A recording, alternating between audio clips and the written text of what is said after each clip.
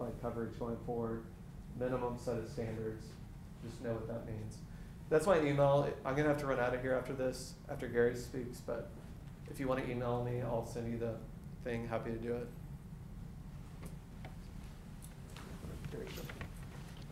Sure.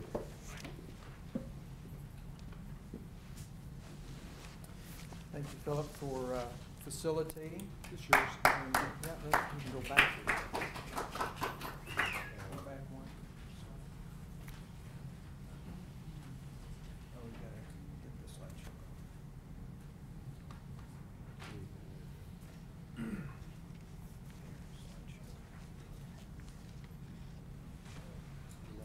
There we go.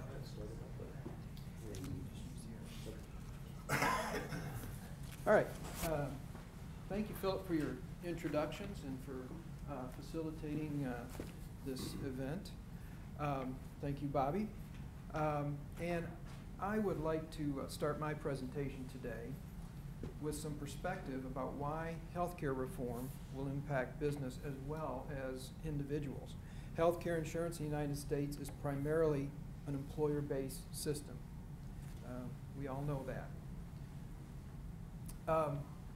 As you can see, 58% of the U.S. population under age 65 obtains health insurance through their employer, leaving 17% of this group uninsured. Since 1999, as healthcare costs have increased, the number of firms providing health insurance has decreased. It can be argued that more than half of the increase in healthcare costs is from advances in technology. New procedures and medicines that improve and extend the lives of patients are in ever-increasing demand. The Health Care Act does not address this phenomenon. Rather, the emphasis is on regulating the system and extending coverage to the uninsured. So I want to thank Bobby for his excellent overview of the new law. It's very complicated, very extensive. And now I'd like to focus on three of the provisions that will affect business. These are large employers' responsibility for health care. We've touched on that a little bit. I'm going to drill down on it some.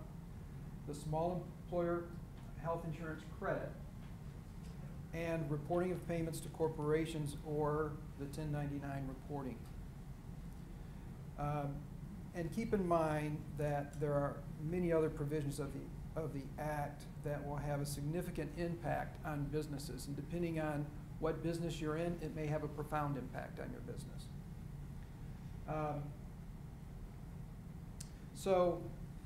First, let's talk about large employers' responsibility for health coverage.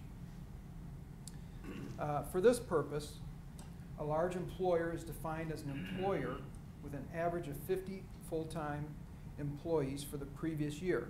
Now, there are, depending on which section of the Act you're looking at, there may be a different provision for what a large employer is for that section of the Act. But for this, it's 50 employees, and we've talked about that a little bit. Part-time employees are included as full-time equivalents. And I'll show you an example. If Gamma Corporation, for example, has 45 full-time employees, 15 part-time employees for a total of 60 employees. So there's a formula to take the hours worked for the month of the part-time employees divided by a standard of 120 hours each. You come up with 5 additional full-time equivalents. We add that to the 45 full-time employees, we end up with 50 full-time equivalent employees for this company, so they would qualify as a large employer. Now let's look at how many companies fit the definition of a large firm. So in 2009, there were 1.7 million private sector firms with more than 50 employees, or about 25% of the total number, while there were 4.9 million small firms. On the next slide, we see that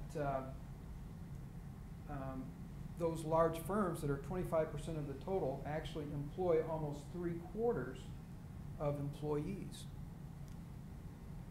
And we can also see on the next slide that the vast majority of large firms, in fact, 96% offer health insurance of some form to their employees.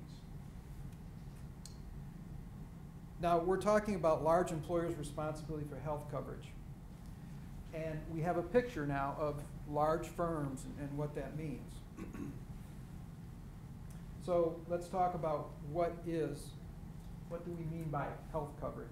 Well, health coverage means minimum essential coverage. So what is minimum essential coverage?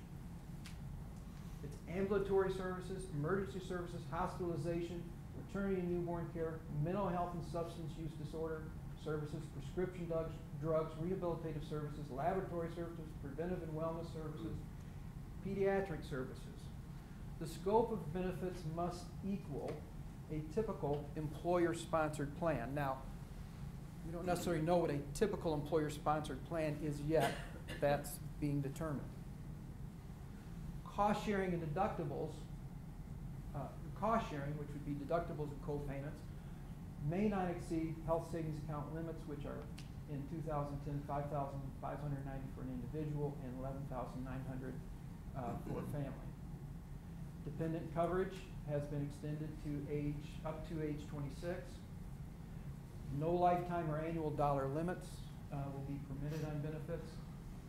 And again, there are exceptions for grandfather plans, which Bobby talked about. So the coverage requirements for a large employer are going to be that the employer must offer minimum essential coverage to full-time employees. A full-time employee is an employee that works 30 hours a week in a given month, on average. And the employer must provide free choice vouchers to employees whose share of the premium is considered excessive, and there's a definition for that. Okay, large employers who fail to comply with these requirements concerning coverage, so if they fail to comply, they will be subject to a penalty. And there are two types of penalties.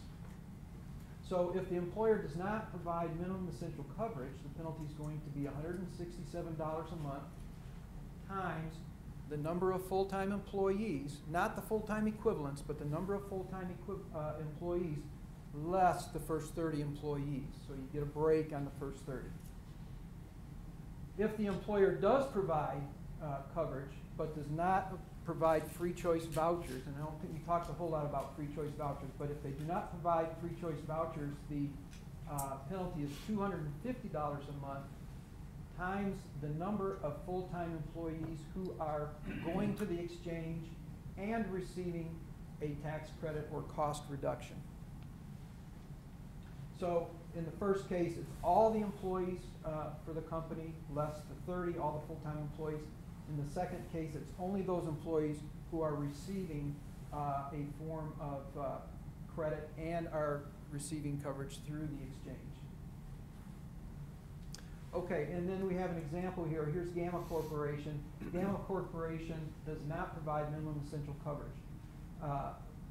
They have 90 employees, 10 of which are receiving a tax credit. And as Bobby pointed out, it only takes one employee receiving a tax credit to trigger the penalty. If no employees are receiving the tax credit or other assistance, then there would not be a penalty. Highly unlikely. So we take the 90 full-time employees, we reduce that by 30, and we come up with a number of employees for assessment of 60. The assessment per employee per year is $2,000. That means the monthly assessment in this case is $10,000. If that's the case each month, and this is calculated on a monthly basis, if that's the case each month of the year, then the total for the year would be $120,000 for this employer. In our next example, Gamma Corporation is offering minimum essential coverage, but they do not offer vouchers. They have, again, 10 employees who are receiving assistance. There is no deduction. We take the number of employees that are receiving the credit times the assessment, which is $3,000 a year. That would be 10 times $250 a month, so the assessment is, $2,500 per month total, for an annual assessment of $30,000. Do y'all know, is the voucher, is it a set dollar amount, or is it equal to the amount that you're It's- currently paying for? It's equal to the amount that the employer would have paid. Okay. Let's see.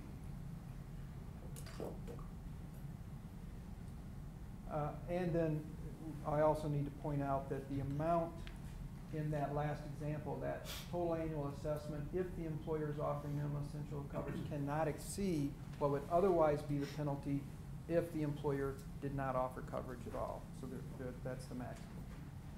So let's take a quick look. I want to put these penalties in perspective, so let's take a quick look at what the trend has been in annual premiums. From 1999 to 2009, the average premium for single-family coverage has increased from $2,200 to $4,800. And family premiums have increased on average from $5,800 to $13,375. In most cases, employees do pay a portion of that premium, an ever-increasing portion. But even after taxes, the employer portion of that cost is still going to be greater than the penalties that the employer will be asked to pay. On the next slide, we can see that the trend has been for fewer firms to offer health benefits. This is the decrease for all firms. It has gone from 66% in 1999 to 60% in 2009. And the trend is more dramatic for small firms with 3 to 9 workers. Now, as Bobby pointed out, firms are going to have choices. A firm can continue with a grant